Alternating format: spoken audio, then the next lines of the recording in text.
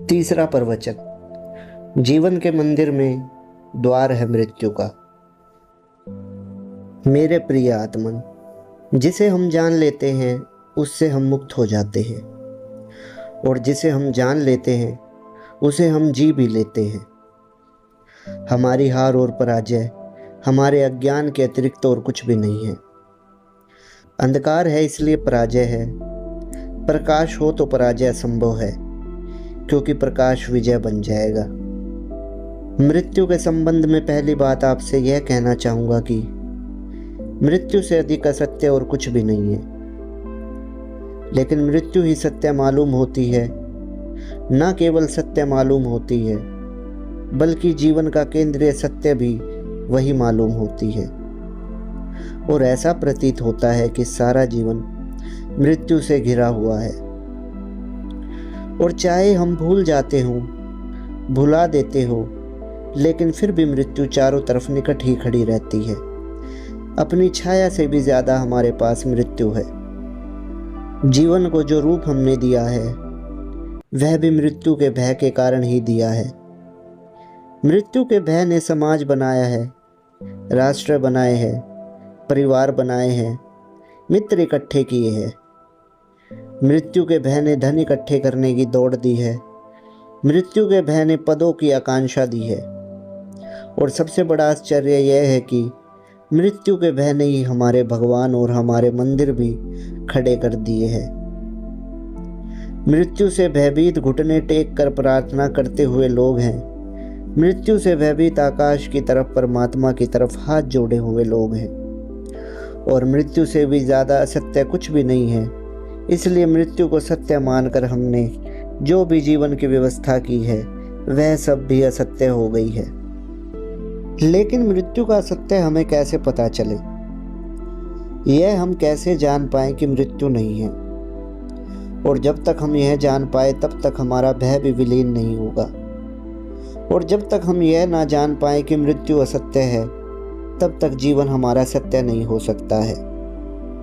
जब तक मृत्यु का भय है तब तक जीवन सत्य नहीं हो सकता है। और जब तक मृत्यु से हम डरे हुए कांप रहे हैं, तब तक जीवन को जीने की क्षमता भी हम नहीं जुटा सकते। जीवन को केवल वही जी सकता है जिसके सामने से मृत्यु की छाया विदा और विलीन हो गई है। कांपता हुआ मन कैसे जिएगा? डरा हुआ मन कैसे जिएगा? और मौत जब प्रतिपल आती हुई मालूम पड़ती हो तो हम कैसे जिए? हम कैसे जी सकते हैं? और हम कितना ही भुलाए रखें मृत्यु को, वह भूल ही नहीं रहती। मरघट हम गांव के बाहर बनाए तो भी कोई फर्क नहीं पड़ता, वह दिखाई पड़ ही जाती है। रोज कोई ना कोई मरता है, रोज कहीं ना कहीं मृत्यु घटित होती है, और हमारे जीवन की सारी नींव हिल जाती है। और प्रत्येक बार जब भी मृत्यु घटती हुई दिखाई पड़ती है, तभी हम जानते हैं कि मैं भी मरूंगा। जब हम किसी की मृत्यु पर रोते हैं, हम तब सिर्फ उसकी मृत्यु पर नहीं रोते, अपनी मृत्यु की खबर पर भी रोते हैं। और जब हम दुखी और पीड़ित होते हैं दूसरे की मृत्यु देखकर, तब हम दूसरे की मृत्यु को देखकर ही दुखी और पीड़ित होते हैं। उसमें हमारे मरने की संभावना भी प्रकट हो गई होती है। हर मृत्यु हमारी मृत्यु भी है। और ऐसे जब तक हम घिरे रहें तब तक हम कैसे जी सकेंगे? तब तक जीना असंभव है।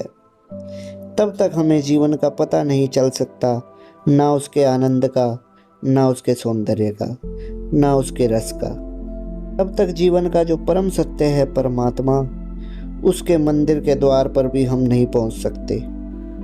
और मृत्यु के भय से एक तरह की प्रार्थनाएं निर्मित हुई है, वे भी परमात्मा की प्रार्थनाएं नहीं हैं।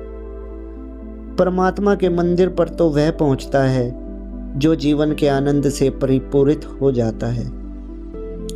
और परमात्मा की सीढ़ियां जीवन के सौंदर्य और जीवन के रस से भरी हुई है। और परमात्मा के दरवाजे की घंटियां सिर्फ उनके लिए बजती है जो सब तरह के भय से मुक्त होकर अभय हो जाते हैं। तब तो बड़ी कठिनाई मालूम पड़ती है। हम मृत्यु से भरे हुए जीना चाहते हैं।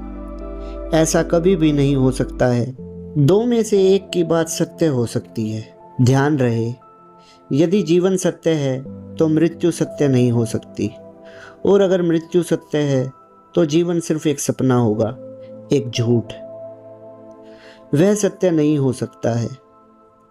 ये दोनों बातें एक साथ होनी असंभव है, लेकिन हमने इन दोनों बातों को एक साथ पकड़ रखा है। ऐसा भी लगता है कि हम जीते हैं और ऐसा भी लगता है कि हम मरेंगे। मैंने सुना है कि किसी दूर पहाड़ी की तलहटी के पास एक फकीर का निवास था। बहुत लोग उसके पास बहुत सी बातें पूछने चले जाते थे। एक बार एक आदमी उससे पूछने गया कि हमें जीवन और मृत्यु के संबंध में कुछ बताएं। उस फकीर ने कहा, अगर जीवन के संबंध में जानना हो तो स्वागत है तुम्हारा, आओ द्वार खुले हैं। लेकिन अगर मृत्यु के संबंध में जानना हो तो कहीं और जाओ, क्योंकि मैं ना तो कभी मरा हूं और ना कभी मर सकता हूं। मृत्यु का मुझे कोई अनुभव नहीं है। अगर मृत्यु के संबंध में जानना है तो उनसे पूछो जो मर चुके हैं, उनसे पूछो जो मर गए हैं। लेकिन तब तक वह फकीर हंसने लगा और उसने कहा कि उनसे तुम पूछोगे भी कैसे जो मर ही चुके हैं। उनसे पूछने का तो कोई उपाय भी नहीं है। और उस फकीर ने यह भी कहा कि अगर तुम मुझसे यह कह दो कि किसी मरे हुए का पता ठिकाना दे दो तो भी मैं नहीं दे सकता, क्योंकि जब से मुझे यह पता चला है कि मैं नहीं मर सकता हूँ, तब से मुझे यह भी पता चल गया है कि कोई कभी नहीं मरता है, कोई मरा ही नहीं है। उस फकीर ने यह बात कही। कैसे हम माने उसकी बात? हम तो रोज किसी को मरते देखते हैं, रोज मृत्यु घटित होती है। मृत्यु बड़ा सत्य है, प्राणों को छेद कर दिखाई पड़ता है। आंखें बंद करे कितनी ही तो भी दिखाई पड़ता है। कितना ही भागे और बचे, वह तो हमें घेर ही लेती है। इस सत्य को हम कैसे झुठला सकते हैं? कुछ लोग झुठलाने की कोशिश भी करते हैं। कुछ लोग मृत्यु के भय के कारण ही ये मान लेते हैं कि आत्मा अमर है, सिर्फ भय के कारण। जानते नहीं है कि सिर्फ मान लेने से कुछ नहीं होगा। जानते नहीं हैं, सिर्फ मान लेते हैं। कुछ लोग रोज सुबह उठकर यह दोहरा रहे हैं, मंदिरों में बैठकर, मस्जिदों में बैठकर, कि आत्मा अमर है, आत्मा कभी नहीं मरती। और वे इस भ्रम में हैं कि शायद बार बार दोहराने से आत्मा अमर हो जाएगी। और शायद वे इस ख्याल में हैं कि बार बार दोहराने से मौत को झूठा किया जा सकता है। मौत झूठी नहीं होती है दोहराने से। मौत तो सिर्फ जानने से झूठी हो सकती है। ध्यान रहे, यह बहुत आश्चर्य की बात है कि हम जिस बात को दोहराते हैं उससे विपरीत को हम सदा स्वीकार करते हैं। जब एक आदमी कहता है कि मैं अमर हूँ, आत्मा अमर है, और इसे दोहराता है, तब वह इस बात का पता देता है कि भीतर वह जानता है कि मैं मरूंगा, मुझे मरना पड़ेगा। अगर वह यह जानता है कि मैं मरूंगा नहीं, तो अब इस बात को दोहराने की कोई भी ज़रूरत नहीं है। इसे सिर्फ दोहराता वही है जो डरा हुआ है। और इसलिए यह दिखाई पड़ेगा कि जो देश, जो समाज आत्मा की अमरता की बातें करते हैं, उनसे ज़्यादा मौत से डरने वाले लोग खोजने कठिन हैं। यह हमारा ही देश जो अमरता की बातें करते थकता नहीं है, लेकिन फिर भी हमसे ज़्यादा मौत से कोई डरता है इस पृथ्वी पर। हमसे ज़्यादा मौत से कोई भी नहीं डरता है। इन दोनों बातों में तालमेल कैसे बैठेगा? आत्मा को जो अमर मानते हैं, उनके गुलाम होने की कभी संभावना है? क्या वे मर सकेंगे? क्योंकि वे हमेशा मरने के लिए तैयार रहेंगे। वे जानते हैं कि मृत्यु है ही नहीं। जो जानते हैं कि जीवन अमर है, आत्मा अमर है, वे पहले चांद पर उतरेंगे, वे पहले एवरेस्ट पर चढ़ेंगे, वे पहले प्रशांत महासागर की गहराइयों में उतरेंगे। नहीं, हम उनमें से नहीं हैं।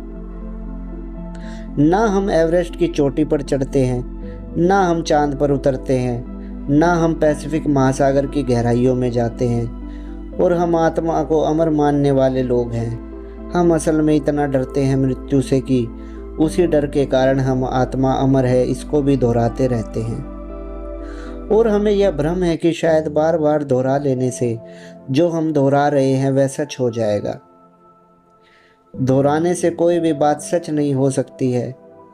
मृत्यु नहीं है, ऐसा दोहराने से मृत्यु नहीं हो जाएगी। मृत्यु को जानना पड़ेगा कि क्या है। मृत्यु का साक्षात करना पड़ेगा कि मृत्यु क्या है। मृत्यु को आंखों के सामने खड़ा करना पड़ेगा और देखना पड़ेगा और इसे जीना भी पड़ेगा। मृत्यु से पहचान भी करनी पड़ेगी। और हम सब तो मृत्यु की तरफ पीठ करके भागते रहते हैं, तो मृत्यु को देख कैसे सकेंगे। हम तो सब मृत्यु की तरफ आंख बंद कर लेते हैं। बाहर कोई मरता हो, रास्ते पर किसी की लाश निकलती हो, तो माँ अपने बेटे को घर के भीतर बंद कर लेती है और कहती है कि बाहर मत आओ, कोई मर गया है।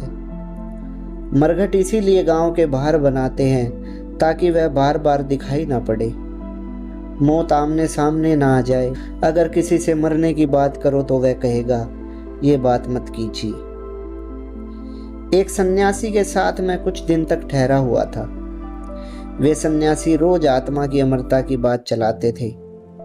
मैंने उनसे कहा, कभी आप यह भी सोचते हैं कि आपके मरने का दिन करीब आ रहा है? उन्होंने कहा कि ऐसी अपशगुन की बातें मत करिए, यह बात ही मत करिए, यह बात करनी ठीक नहीं है। मैंने उनसे कहा, जो आदमी कहता है आत्मा अमर है, उसे मृत्यु की बातों में अपशगुन दिखाई पड़े, ये तो बड़ी गड़बड़ हो गई है। मृत्यु की बात में तो उसे कोई भय, कोई अपशगुन और कोई भी बुराई नहीं दिखाई पड़नी चाहिए, क्योंकि मृत्यु तो उसके लिए है ही नहीं। उन्होंने कहा कि आत्मा अमर है और फिर भी मैं मृत्यु के बाबत कुछ बात करने की इच्छा नहीं रखता हूँ। ऐसी बेकार की बातें नहीं करनी चाहिए, ऐसी खतरनाक बातें नहीं करनी चाहिए। हम सब भी तो यही कर रहे हैं और मृत्यु की तरफ पीठ करके भाग रहे हैं। मैंने सुना है कि एक गांव में एक बार एक आदमी को एक बड़ा पागलपन सवार हो गया। वह एक रास्ते से गुजर रहा था, भरी दोपहर थी, अकेला रास्ता था, निर्जन था। तेजी से चल रहा था कि निर्जन में कोई डर ना हो जाए, कोई दिक्कत ना हो जाए। हालांकि डर वहाँ भी हो सकता है जहाँ कोई और हो। जहाँ कोई भी नहीं वहाँ डर का क्या उपाय हो सकता है। लेकिन हम लोग तो वहाँ बहुत डरते हैं जहाँ कोई भी नहीं होता है। असल में हम खुद से डरते हैं, और जब हम अकेले रह जाते हैं तो बहुत डर लगने लगता है। हम अपने से जितना डरते हैं उतना किसी से भी नहीं डरते। इसलिए कोई साथ हो, कोई भी साथ हो, तो भी डर कम लगता है। और अगर हम बिल्कुल अकेले रह जाएं तो बहुत डर लगने लगता है। वह आदमी अकेला था, डर गया और भागने लगा। और सन्नाटा था, सुनसान था, दोपहर थी, कोई भी न था।